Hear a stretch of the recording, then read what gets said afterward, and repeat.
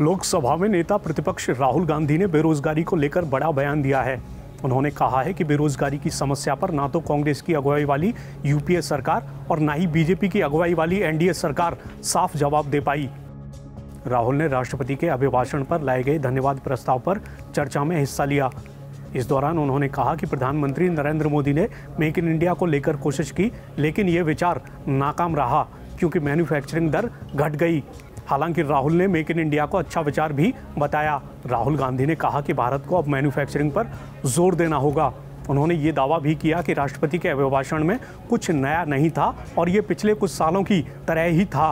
राहुल गांधी ने कहा, मैंने राष्ट्रपति का अभिभाषण सुना। मुझे कहना होगा कि राष्ट्रपति के अभिभाषण के दौरान जो कहा जा रहा था उस पर अपना ध्यान बनाए रखने के लिए मुझे संघर्ष करना पड़ा, क्योंकि मैंने लगभग वही अभिभाषण पिछले साल और उससे पहले के साल भी सुना था।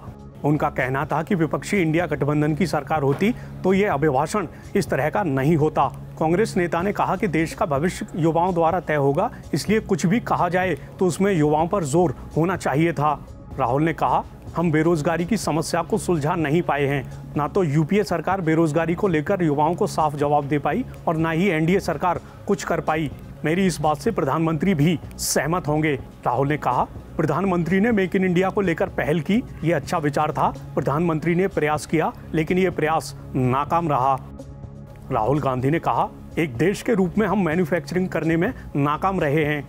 उन्होंने दावा किया कि मैन्युफैक्चरिंग का काम चीन की कंपनियों को दे दिया गया है।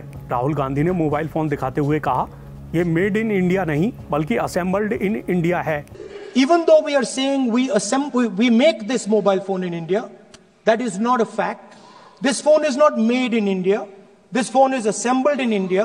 All the components of this phone are made in China. The network that has produced this phone is made in China, is owned by China. उन्होंने कहा कि देश को मैन्युफैक्चरिंग पर ध्यान देना चाहिए।